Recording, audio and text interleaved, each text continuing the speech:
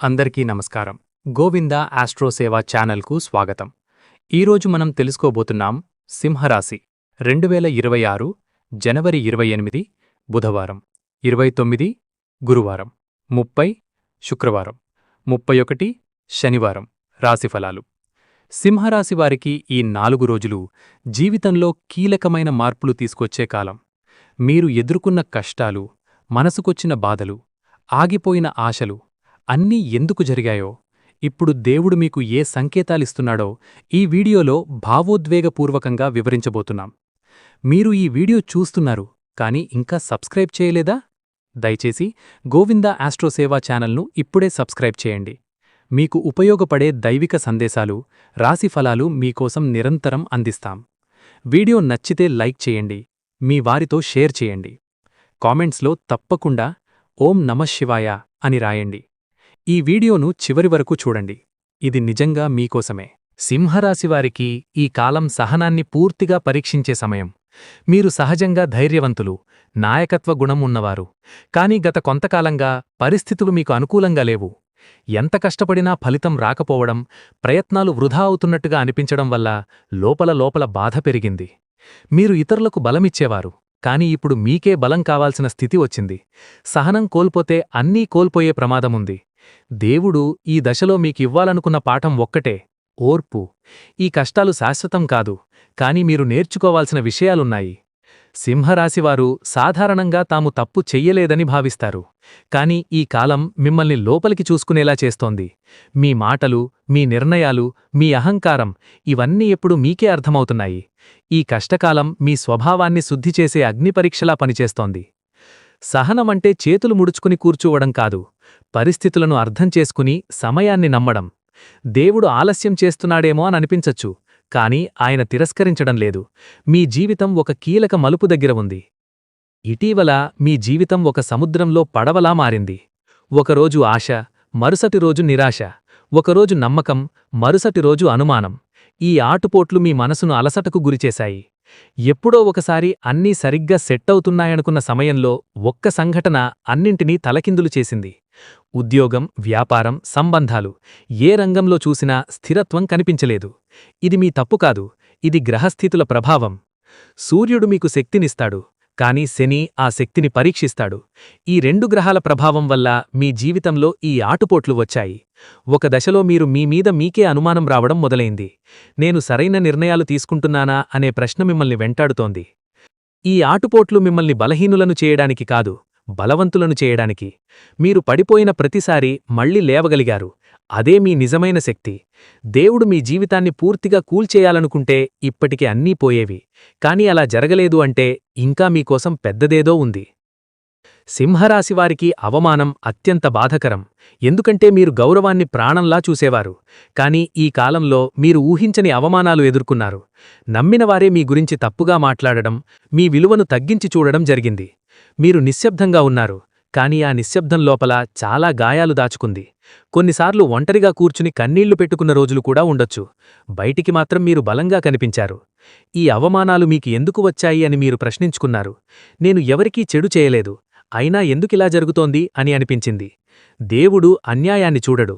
మీరు అనుభవించిన ప్రతి మాట, ప్రతి చూపు, ప్రతి తక్కువ చేసిన భావన అన్నీ ఆయన లెక్కలో ఉన్నాయి.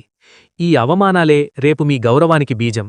ఈ రోజు మీను తక్కువ చేసిన వాళ్లే రేపు మీ ఎదుగుదలను చూసి ఆశ్చర్యపోతారు. ఈ దశలో మీకు కావాల్సింది ప్రతీకారం కాదు, మౌనం. అదే మీ శక్తి. కుటుంబంలో మీ మాటకు విలువ తగ్గినట్టుగా అనిపించింది. మీరు చెప్పేది ఎవరో వినడం లేదు అనే భావన వచ్చింది. కొన్నిసార్లు మీపై అనవసరమైన ఆరోపణలు కూడా వచ్చాయి. మీరు బాధపడ్డారు, కానీ చెప్పుకోలేకపోయారు. సింహరాశివారు బాధను బయటకు చూపించరు, కానీ కుటుంబంలో అర్థం చేసుకోకపోవడం చాలా లోతుగా గాయపరుస్తుంది. మీరు చేసిన త్యాగాలు గుర్తించబడకపోవడం, మీ మంచితనాన్ని బలహీనతగా భావించడం జరిగింది. సమాజంలో కూడా పేరు గురించి బాధపడిన రోజులున్నాయి. మాటలు, అపవాదులు, అపర్ధాలు ఇవన్నీ మీ మనసును భారంగా చేశాయి. కాని గుర్తుంచుకోండి, నిజం ఎప్పుడూ నిశ్శబ్దంగానే ఉంటుంది, అబద్ధం మాత్రమే అరుస్తుంది. ఈ విభేదాలు శాశ్వతం కావు. కాలం మారుతుంది, మీ స్థానం, మీ విలువ తిరిగి గుర్తించబడుతుంది. ఇప్పుడు మీరు చేయాల్సింది ఒక్కటే: మీ మనసును కాపాడుకోవడం. ప్రతి మాటకు స్పందించాల్సిన అవసరం లేదు. డబ్బు విషయంలో సింహరాశివారు గత కొంతకాలంగా తీవ్ర ఒత్తిడిలో ఉన్నారు. సంపాదన ఉన్నా నిలవడం లేదు. వచ్చిన డబ్బు వచ్చినట్టే ఖర్చయిపోతోంది. అప్పులు, అనుకోని ఖర్చులు, బాధ్యతలు పెరిగాయి. కొన్నిసార్లు చేతిలో డబ్బు లేకపోవడం కన్నా మనసులో భయం ఎక్కువగా ఉంటుంది. రేపు ఎలా అనే ఆలోచన నిద్రపోనివ్వలేదు. కుటుంబ అవసరాలు, పిల్లల భవిష్యత్తు, గౌరవం ఇవన్నీ కలిసిపోయి మిమ్మల్ని లోపల కుంగదీశాయి. ఇది మీ శాశ్వత స్థితి కాదు, ఇది కష్టకాలం మాత్రమే. శని ప్రభావం వల్ల డబ్బు నిలవడం లేదు, కానీ అదే శని మీకు క్రమశిక్షణ నేర్పిస్తున్నాడు. ఈ కాలంలో మీరు నేర్చుకున్న విలువలు రేపు మీ సంపదకు పునాది అవుతాయి. ఈ ఆర్థిక కష్టాలు మీ ఆత్మవిశ్వాసాన్ని తగ్గించకూడదు. డబ్బు పోయినా మీరు పోయినట్టు కాదు, మీలో ఇంకా శక్తి ఉంది. ఈ దశ ముగింపు దశలో ఉంది. నెమ్మదిగా మార్పులు మొదలవుతాయి. సింహరాశివారికి ఈ కష్టకాలం అకస్మాత్తుగా వచ్చినట్టు అనిపించినా ఇది ఒక్కరోజులో ఏర్పడినది కాదు. గత కొన్ని సంవత్సరాలుగా గ్రహాల క్రమమైన ప్రభావం వల్ల ఈ పరిస్థితులు రూపుదిద్దుకున్నాయి. ముఖ్యంగా శని మరియు సూర్యుడు మధ్య ఏర్పడిన విరుద్ధ స్థితి మీ జీవితంలో ఆలస్యాలు, నిరాశలు, అపార్థాలను తీసుకొచ్చింది. సింహరాశి అధిపతి సూర్యుడు. సూర్యుడు బలంగా ఉన్నప్పుడు మీరు నాయకత్వం, గౌరవం, స్థిరత్వం పొందుతారు. కానీ శని ప్రభావం ఎక్కువైనప్పుడు సూర్యుని కాంతి కొంత మసకబారుతుంది. దాని ఫలితంగా మీ శక్తి ఉన్నా ఉపయోగపడని పరిస్థితులు ఏర్పడ్డాయి. ఈ కష్టకాలం దేవుడు శిక్షించడానికి కాదు, మీరు లోపల మారాల్సిన అవసరముందని చెప్పడానికి మాత్రమే. మీ అహంకారం, తొందరపాటు నిర్ణయాలు, మాటలలో గట్టితనం ఇవన్నీ కొంత నియంత్రణలోకి రావాల్సిన సమయమిది. ఈ దశలో మీ జీవితంలో వచ్చిన నష్టాలు, ఆలస్యాలు అన్నీ మీ భవిష్యత్తును కాపాడడానికి జరిగినవే. కొన్ని విషయాలు అప్పుడే జరిగి ఉంటే మీరు ఇంకా పెద్ద నష్టాన్ని ఎదుర్కొనేవారు. దేవుడు మిమ్మల్ని వెనక్కిలాగలేదు, ముందున్న ప్రమాదం నుంచి ఆపాడు. ఇప్పటినుంచి సింహరాశి జీవితంలో ఒక కొత్త దశ మొదలవుతోంది. ఇది ఒక్కసారిగా గొప్ప మార్పులుగా కనిపించకపోయినా లోపల మాత్రం దేవుడు పనిచేయడం మొదలుపెట్టాడు. దీనినే దైవ సంకేతాల ఆరంభమంటారు. దేవుడు మాటలతో కాదు, సంఘటనలతో మాట్లాడుతాడు. మీరు గమనించకపోయినా మీ జీవితంలో కొన్ని చిన్న కానీ అర్థవంతమైన మార్పులు కనిపిస్తాయి.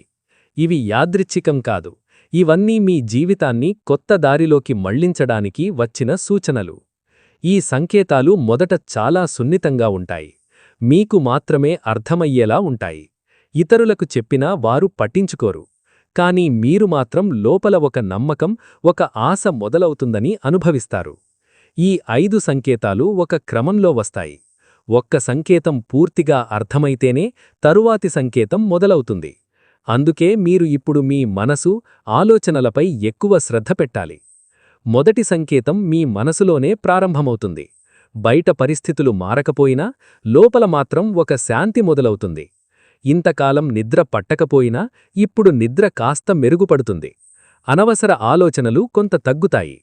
మీరు ఎవరితోనూ చెప్పకుండా దేవుణ్ణి గుర్తుచేసుకుంటారు. భక్తి అనేది బలవంతంగా కాదు, సహజంగా పెరుగుతుంది.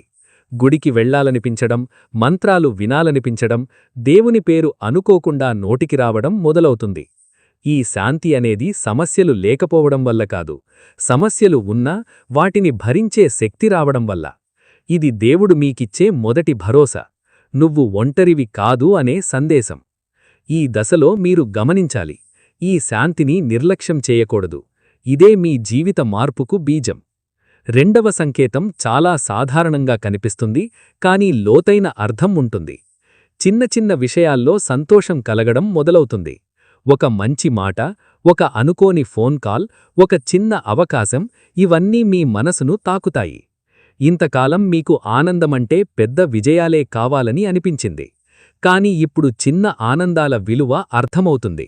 అదే దేవుడు మీ మనసును మృదువుగా మార్చుతున్న సూచన. కొన్నిసార్లు మీరు అద్భుతంగా తప్పించుకుంటారు. ఒక ప్రమాదం నుంచి, ఒక నష్టం నుంచి, ఒక తప్పు నిర్ణయం నుంచి మీరు అనుకోకుండా బయటపడతారు. అప్పుడప్పుడు మీకు మీరే అనిపిస్తుంది, ఇది యాదృచ్ఛికం కాదు అని. ఈ చిన్న అద్భుతాలే పెద్ద మార్పులకు ముందస్తు సూచనలు. దేవుడు మీ చుట్టూ రక్షణ వలయాన్ని నిర్మిస్తున్నాడు. మూడవ సంకేతం చాలా స్పష్టంగా కనిపిస్తుంది. మీరు పూర్తిగా ఒంటరిగా ఉన్నానని అనుకున్న సమయంలో ఎవరో ఒకరు సహాయం చేస్తారు. ఆ సహాయం మీరు అడిగినది కాకపోవచ్చు, కానీ మీకు అవసరమైనదే ఉంటుంది. ఒక మాట, ఒక సలహా, ఒక అవకాశం, ఒక చేయూత ఇవన్నీ అనుకోకుండా వస్తాయి. ఇది మనుషుల రూపంలో దేవుడు పంపే ఆశీర్వాదం. ఇంతకాలం ఎవ్వరూ లేరనుకున్న మీరు ఇప్పుడు మీకోసం ఎవరో ఉన్నారని గ్రహిస్తారు. ఇది మీలో ఆశను మళ్లీ వెలిగిస్తుంది. ఈ దశలో మీరు కృతజ్ఞతను నేర్చుకుంటారు. చిన్న సహాయాన్ని కూడా దేవుని కానుకగా భావిస్తారు. అదే మీ జీవితాన్ని తదుపరి దశకు తీసుకెళ్తుంది. ఈ 4వ సంకేతం వచ్చినప్పుడు సింహరాశివారు మొదట ఆశ్చర్యపోతారు. ఎందుకంటే నిన్నటి వరకు అసాధ్యంగా అనిపించిన విషయాలు ఒక్కొక్కటిగా సులభంగా మారడం మొదలవుతుంది. చాలా రోజులుగా అటకెక్కిన పనులు మళ్లీ కదలడం మొదలవుతుంది. ఒక ఫోన్ కాల్, ఒక మెసేజ్, ఒక నిర్ణయం ఇవన్నీ పరిస్థితిని పూర్తిగా మార్చేస్తాయి. ఇంతకాలం మీకు ఎదురువచ్చిన ప్రతి పరిస్థితి ప్రతికూలంగా ఎందుకు మారిందో ఇప్పుడు అర్థమవుతుంది. దేవుడు ఒకేసారి అన్నీ ఇవ్వడు. మీరు భరించగలిగే స్థాయిలోనే మార్పులను పంపిస్తాడు. అందుకే మొదట మనసులో శాంతి ఇచ్చాడు, తర్వాత చిన్న ఆనందాలిచ్చాడు, ఇప్పుడు ప్రత్యక్షంగా పరిస్థితులే మారుతున్నాయి. సింహరాశివారికి ఈ దశలో ముఖ్యంగా పనిరంగంలో మార్పులు కనిపిస్తాయి. ఉద్యోగంలో అడ్డంకులు తగ్గడం, పై అధికారుల వైఖరి మారడం, వ్యాపారంలో నష్టాల స్థానంలో నెమ్మదిగా లాభసూచనలు రావడం జరుగుతుంది. ఇది ఒక్కరోజులో జరగదు, కాని స్పష్టమైన దిశ కనిపిస్తుంది. ఇప్పటివరకు మీకు ఎదురు నిల్చిన వాళ్లే నిశ్శబ్దంగా మారతారు. మీపై మాటలతో దాడి చేసినవారు వెనక్కి తగ్గుతారు. ఇది ప్రతీకారం కాదు, కాలమిచ్చే సమాధానం. ఈ మార్పులు చూసినప్పుడు మీలో ఒక విశ్వాసం పుడుతుంది, నా జీవితం తప్పుదారిలో లేదని. 5వ సంకేతం సింహరాశి జీవితంలో అత్యంత ముఖ్యమైనది.